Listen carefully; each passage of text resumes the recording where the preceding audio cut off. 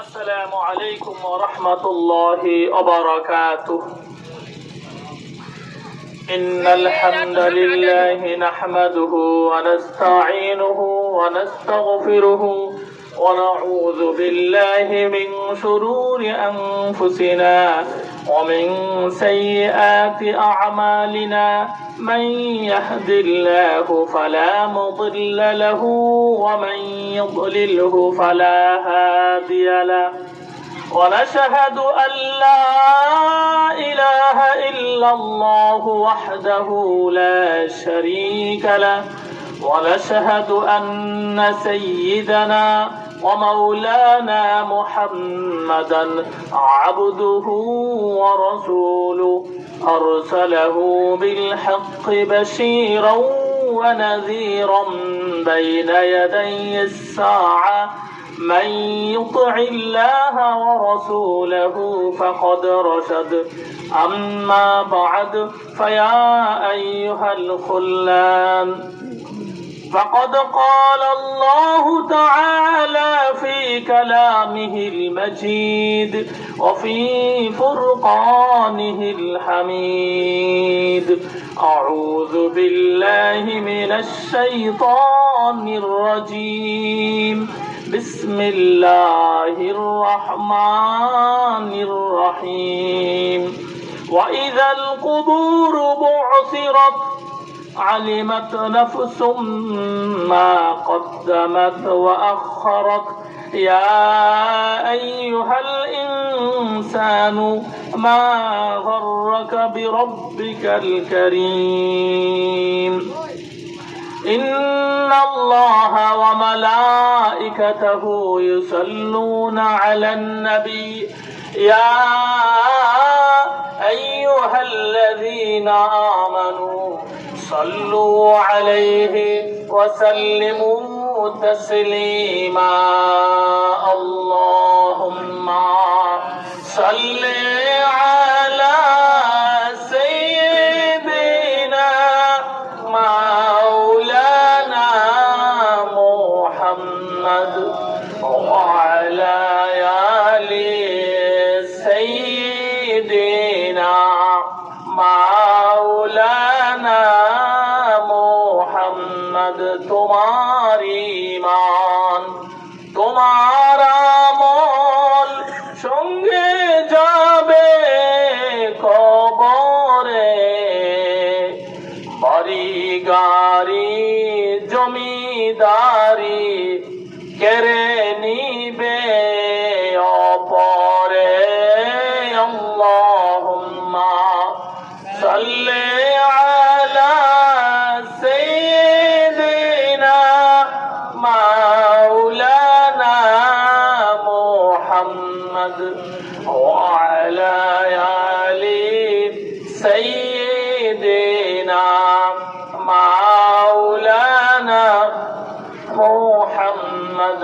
লা ইলাহা ইল্লাল্লাহ লা ইলাহা ইল্লাল্লাহ লা ইলাহা ইল্লাল্লাহ সুবহানাল্লাহ ওয়ালহামদুলিল্লাহ লা ইলাহা ইল্লাল্লাহ লা ইলাহা ইল্লাল্লাহ লা ইলাহা ইল্লাল্লাহ লা ইলাহা ইল্লাল্লাহ মুহাম্মাদুর রাসূলুল্লাহ সাল্লাল্লাহু আলাইহি ওয়াসাল্লাম। আল্লাহ পাকের কাছে লক্ষ কোটি শুকরিয়া। মহান রব্বুল আলামিন আমাদেরকে কবরবাসীদের স্মরণে এই পবিত্র মাহফিলে আমরা আসার বসার তৌফিক দান করেছেন। সেই আল্লাহর দরবারে শুকরিয়া দান বলি আলহামদুলিল্লাহ। আল্লাহ রাব্বুল আলামিন এর কাছে আমরা সব সময় দোয়া করব আমাদেরকে যেন আল্লাহ তাআলা নেক কাজে অগ্রগামী করেন, মন্দ কাজ থেকে ফিরিয়ে রাখেন। তো আমি সর্বপ্রথম সেই সব ভাইদেরকে ধন্যবাদ জানাই যাদের অক্লান্ত পরিশ্রমে এই মাহফিলটা এতটুকু এসেছে। মাহফিল, ওয়াজ মাহফিল একটি জান্নাতের বাগান। জান্নাতের বাগান হয় কিভাবে? জান্নাত এমন একটি জিনিস, শান্তি এবং স্থায়ী শান্তি। জান্নাতের যে নিয়ামত গুলি রয়েছে, জান্নাতের নিয়ামত এত বিশাল। রাসূল সাল্লাল্লাহু আলাইহি সাল্লাম বিশেষ করে তিনটি জিনিস বলেছেন জান্নাতের বর্ণনা দিতে গিয়ে। জান্নাত এমন বিশাল, জান্নাতের এমন নিয়ামত আল্লাহ তাআলা রেখেছেন পৃথিবীর কোনো চক্ষু দেখেনি, পৃথিবীর কোনো কান শুনিনি। এটার মধ্যে এত আরাম আয়েশ, এত শান্তির জায়গা আর পৃথিবীর কোনো অন্তর কখনো কল্পনা করেনি। জান্নাতে সহজ বর্ণনা হয়েছে, কোনো অন্তর কল্পনা করে নাই জান্নাতে যারা যাবে তাদের জন্য আল্লাহ কি ধরনের নিয়ামত রেখেছে। তাহলে এটা হলো জান্নাতের বাগান। এখানে তো আমাদের কষ্ট হয়, শীত করে, মশা কামড়ায়, বসতে মাটি ভরে, এটা তো আসলে শান্তির জায়গা না। কিন্তু তারপর এটাকে কেন জান্নাতের বাগান বলা হয়? আপনি দেখবেন আমরা যারা ঢাকাতে যাই, ঢাকাতে গেলে বাজিতপুর, ভৈরব, নরসিংদী গাড়ি দাঁড়ানো থাকে, বাসের ড্রাইভে বসে থাকে আর হেল্পার গাড়ির দরজায় বাইরেতে থাকে, বলে কি ঢাকা ঢাকা ঢাকা ঢাকা। আসলে কি এখন আমি যে আর আপনি যদি এই বাসের ভিতরে উঠটা এই চিপা দিয়ে বইয়া দিয়ে কই, এই মেয়া তুমি তো কইলে ঢাকা, এটার নাম ঢাকা, এনে বই দিচ্ছে কষ্ট কষ্ট হইতেছে, এটা আসলে ঢাকা না। অর্থাৎ এই গাড়িতে উঠলে আপনাকে আমাকে ঢাকা নিয়ে যাবে, এটা বোঝানো হচ্ছে। যেটা হলো জান্নাতের বাগান। এই বাগানে বসলে এই বাগান আপনাকে সেই বাগানের দিকে নিয়ে যাবে, জান্নাতের প্রকৃত স্থানে বাগানের দিকে নিয়ে যাবে। এখানে আমাদের বাগানে আসতে হবে। আপনি যদি সঠিক গাড়িতে না উঠতে পারি, ওইরকম অনেক ধরনের বাস এখানে যাচ্ছে, কোনোটা ঢাকা যাচ্ছে, কোন এর দূরে যাচ্ছে, বিপরীত দিকেও যাচ্ছে, সিলেটও যাচ্ছে, এখান থেকে অন্য অন্য অনেক জেলাতে বাস যায়। এখন আপনি যদি যাইতাম নির্দিষ্ট একটি জায়গায়, ঢাকাতে আমরা রাজধানীতে যাইতাম, যদি ভুলক্রমে ভৈরব থেকে ট্রেনে বা বাসে যদি ভুলক্রমে অন্য গাড়িতে উঠি, এটা আমাকে আর আপনাকে ঢাকা নিবে না। তাহলে আমাদের কোন গাড়িতে উঠতেছি এটা আমাদের আগে নির্ধারণ করতে হবে। আল্লাহ রাব্বুল আলামিন আমাদেরকে পৃথিবীতে পাঠিয়েছেন। পৃথিবীটি হইল, হযরত ইমাম গাযালী রাহমাতুল্লাহ আলাইহি বলছেন, 7টি জগতের মধ্যে আমরা পঞ্চম জগতে আছি। প্রথম যে জগৎটা ছিল আলমে কুদরত, কিছুই ছিল না, একমাত্র আল্লাহ তাআলা ছিলেন। তারপরে আলমে আরওয়াহ, অর্থাৎ মানুষের রূহ আল্লাহ তাআলা তৈরি করেন। তার উপরে আল্লাহ তাআলা তৈরি করেন আলমে জেহেন। আমার একটা সময় বাবার অবস্থান আমরা ছিলাম, তারপরে এই অবস্থান থেকে আমরা চলে গেলাম আলমে রেহেমে, মায়ের গর্ভে গেলাম। মায়ের গর্ভ থেকে আলমে রেহেম থেকে আমরা চলে আসলাম আলমে দুনিয়া। আমরা হইলাম পঞ্চম জগতে আছি। এরপরে আমাদের জন্য আরেকটি ঘাট রয়েছে, এটা হল আলমে বরজখ। আর আজকে যে ওয়াজ মাহফিলের যে বিষয়বস্তু নির্ধারণ করা হয়েছে আলমে বরজখ, অর্থাৎ কবরের জিন্দেগি। অর্থাৎ মানুষ মৃত্যুর পর থেকে কিয়ামতের সিংহায় ফু দিবার আগ পর্যন্ত যে সময়কালকে বলা হয় আলমে বরজখ। আর আজকে আমাদের আলোচনার বিষয় হলো কি আলমে বরজখ। আলমে বরজখ নিয়ে যে আমরা কবরস্থানের কবরবাসীদের শুনে আসতে পারবো। আসলে কবরবাসী একটা জগতে আর আমরা হইলাম পৃথিবীবাসী, আমরা আরেকটা জগতে। তাহলে এটা একটা জগৎ, এটা আরেকটা জগৎ, এই দুইটা এইটুকু বলে আমি চলে যাবো। এই যে কবর জগৎ, কবর জগতের ব্যাপারে পবিত্র কোরআনে অনেক আয়াত এসেছে। আমি যে আয়াতখানা তেলাওয়াত করেছি এটার মর্ম বলি আমি চলে যাব। পবিত্র কোরআনে সূরা ইনফিতারের মধ্যে বলা হয়েছে কি ওয়াইদাল কুবুর বু'থিরাত, যেদিন কবরকে খুলে ফেলা হবে, আলিমাত নাফসুম মা কদ্দামাত ওয়া আখরাত, প্রত্যেকটা মানুষ সেই দিন সে বুঝতে পারবে সে কি আমল আগে পাঠিয়েছে এবং সে কি পরে আমল পাঠিয়েছে। ইয়া আইয়ুহাল ইনসানু মা গররাকা বিরাব্বিকাল কারীম, হে মানব জাতি তোমাদেরকে কিসে ধোঁকায় ফেলে রেখেছে তোমার প্রভুর সম্মানিত প্রভুর বিষয়, তোমাদেরকে কি বিষয় তোমাদেরকে ধোঁকায় ফেলেছে। অথবা আমরা এক ধরনের ধোঁকায় পড়ে আছি। কি ধরনের ধোঁকা? আমি উদাহরণ দিচ্ছি, আপনারা সহজে বুঝবেন। কবরের জিন্দেগি আর আমাদের জিন্দেগির মধ্যে পার্থক্যটা কি? আমাদেরকে ওয়াজ মাহফিলে বিভিন্ন সময় আমাদেরকে বলা হচ্ছে আখিরাতের জিন্দেগির কথা, অথচ আমরা দুনিয়াতে বসে শুনতেছি, আমাদের এটা বোঝা যাচ্ছে না আসলে আখিরাতটা কেমন। আমি আপনাদেরকে উদাহরণ দিচ্ছি। আমরা অনেকে দেখেছি বড়শি দিয়া যারা মাছ মারত, এখন তো বড়শি খুব দেখা যায় না, বড়শি দিয়া যারা মাছ মারে দেখবেন, যিনি বড়ি নিয়ে আর এটার মধ্যে একটা বড়শি লাগায়, এটার মধ্যে আধার দিয়া জির দিয়া এটা কি করে পানির নিচে ফেলে দেয়। তাহলে এটা পানির নিচে চলে গেছে, এই মাছের খাদ্যটা চলে গেছে পানির নিচে, আর মাছটাকে ধরার জন্য যিনি বসে আছে উনি মাটির উপরে, আর আধারটা চলে গেছে পানির নিচে। তখন কেন বানাইছে এটা? উদ্দেশ্য হলো মাছ যাতে এটাকে ধরে, আর মাছকে ধোকা দেওয়ার জন্য মাছকে ধোকা দেওয়ার জন্য বড়শিটার মধ্যে যেটা মাছ লাগবে এটাকে মাছের খাদ্য দিয়ে প্যাকেট করে ফেলছে, জির দিয়ে এটাকে কি করছে প্যাকেট করে ফেলছে। মাছ তখন যখন তার খাদ্যটাকে সে পানির নিচে ঘুরে ঘুরে যখন তার খাদ্যটাকে দেখে তখন সে খাইতে চায়। মাছটা যখন দৌড়ায় আসে তার খাদ্যটা দিয়ে তাকে লুবি করে ফেলে, মাছটা লুবি পড়ে যায়। যখন দৌড়ায় আসে খাওয়ার জন্য, মাছের মধ্যে অন্য মাছ তাকে বলে, হে এটা খাবে না, এটা যদি খাস তাহলে কিন্তু তুই লেগে যাবো। মানে মাছ তুই জিজ্ঞাসা আমি কিভাবে লাগবো, তুই যদি এই বড়শিটার মধ্যে ধরস এই খাদ্য খাস তাহলে এটার উপরে ওইটার শেষ মাথায় আর একজন ব্যক্তি বসা, বসা হইলে কি বল যে এই ব্যক্তি বসা তুই এটা খাইলেই তোর টাম্বের উপরে তুলে ফেলবে।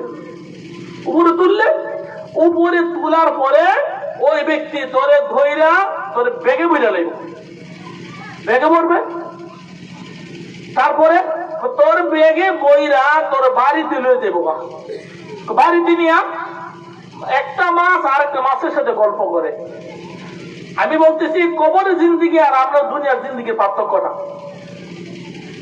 বলতেছে, বেগে বইরে বাড়িতে নিয়ে তার বউর কাছে মেয়ের কাছে তোরে দিব, দিলে দেওয়ার পরে তারা দাও লইয়া বইয়ে রয়েছে, গেলেই তোর দাও দা সিল্লা কুবায় তোর টুকরা টুকরা করবো।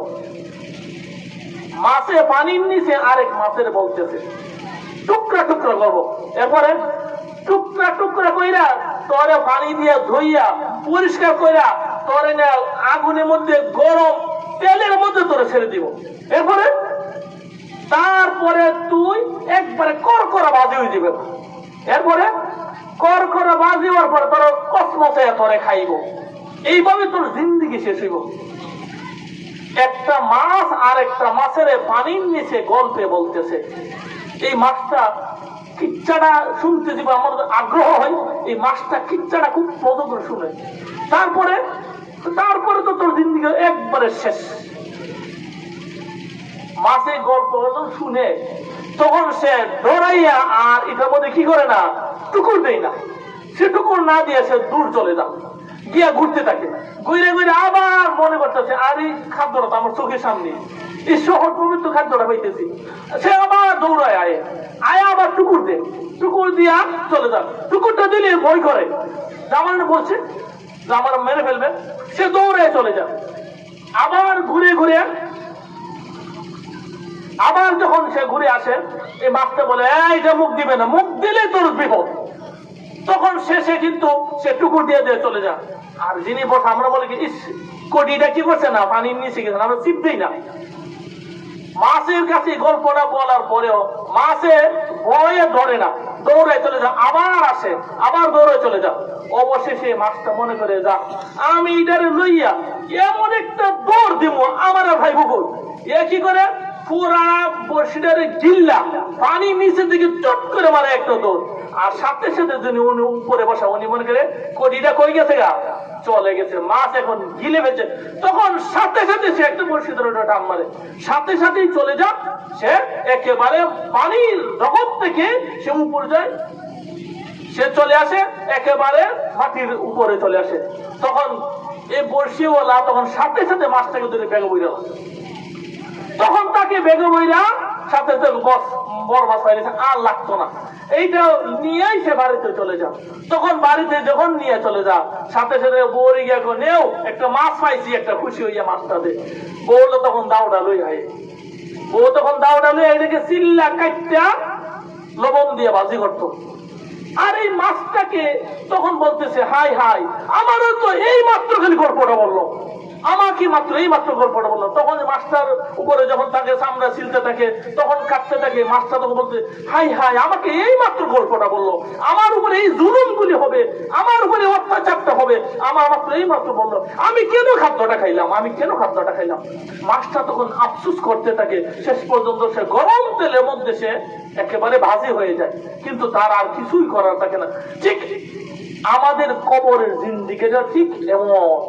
আমাদের তো কবরে আজকে ওয়াজ মাহফিল, প্রতি সপ্তাহে ওয়াজ মাহফিল, এখানে বলা হচ্ছে আখিরাতের জিন্দিগির কথা। ওইখানে মৃত্যুর শুরু হওয়ার সাথে সাথেই তোমার উপরে এই আযাবগুলি চলে আসবে, এই তোমার উপরে এই আযাবগুলি একটার পর একটা চালু হয়ে যাবে মৃত্যুর মুখের সাথে সাথে। এই কারণেই আমাদেরকে যে যে কবরবাসীদের স্মরণ, কবরবাসীদের স্মরণ কি, আল্লাহ রাসূল সাল্লাল্লাহু আলাইহি সাল্লাম প্রত্যেক দিন 70 বার কবরবাসীদেরকে স্মরণ করতেন। আমরা তো স্মরণ করি, কিন্তু আমাদের চোখে পানি আসে না, আমাদের মনে দুর্বলতা আসে না, আমাদের মন দিল শক্ত হয়েছে। এই কারণেই বলা হচ্ছে যে মানুষের দিল 3 প্রকারের, মানুষ 3 প্রকারের। আমি তো বলি শেষ, মানুষ 3 প্রকারের। এক ধরনের মানুষ হইল যারা কাফির, মানুষ 3 প্রকার, একটা হইল কাফির, আর একটা হইল মুমিন, আর একটা হইল মুনাফিক। 3 প্রকারের মানুষ। কাফির হলো পাথরের মতো, পাথর এত শক্ত, এটার উপরে যতই পানি ডালেন না কেন এটা পানি গ্রহণ করে না, পানি চুষে না, পানিটা ছেড়ে দেয় পাথর। আর মুনাফিকদের দিল হলো সিমেন্টের মতো। আপনি দেখবেন বিল্ডিং যখন করে, ইট বালু সিমেন্ট একসাথে করে এগুলির মধ্যে পানি দেয়, পানি দেওয়ার পরে সিমেন্টটা পানিটাকে গ্রহণ করে ফেলে, পানিটাকে গ্রহণ করে, তারপরে পানিটাকে গ্রহণ করার পরে আস্তে আস্তে পানিটাকে ছেড়ে দেয়, শুকাইয়া যায়, শুকাইয়া যাওয়ার পরে আস্তে আস্তে সিমেন্ট শক্ত হয়ে যায়, এটাও পাথরের মতো হয়ে যায়। কাফির ব্যক্তি হইলে পাথরের মতো, মুনাফিক ব্যক্তি প্রথমে নরম থাকলেও তারপরে আস্তে আস্তে শক্ত হইয়া মুনাফিক হয়ে যায়। আর মুমিন ব্যক্তি হলো উর্বর মাটির মতো। আমরা যখন জমিনে চাষ করি, আপনারা যখন জমিনে চাষ করে হাল চাষ করি, তারপরে পানি দিই, পানি দেওয়ার মাটিটা কি হয়ে যায়, নরম হয়ে যায়, তারপরে এটার মধ্যে আমরা বীজ লাগাই, কারণ এখানে ফলন ভালো হবে, চাষ ভালো হবে। মুমিন ব্যক্তির হৃদয় হবে, তার মন মস্তিষ্ক হবে উর্বর মাটির মতো। এখানে যখন ওয়াজ নসিহত ভালো ভালো উপদেশ দেওয়া হবে, তখন তার মুমিনের হৃদয় উর্বর মাটির মতন যেন এটাকে গ্রহণ করে। আর যদি গ্রহণ না করে, হয়তো মুনাফিকের মতো, আর না হয় কাফির মতো। আল্লাহ রাব্বুল আলামিন আমাকে আপনাকে সবাইকে মুমিন হিসেবে বেঁচে থাকার তৌফিক দান করুন। আমিন আমিন। ওয়া আখিরু দাওয়ানা আলহামদুলিল্লাহি রাব্বিল আলামিন।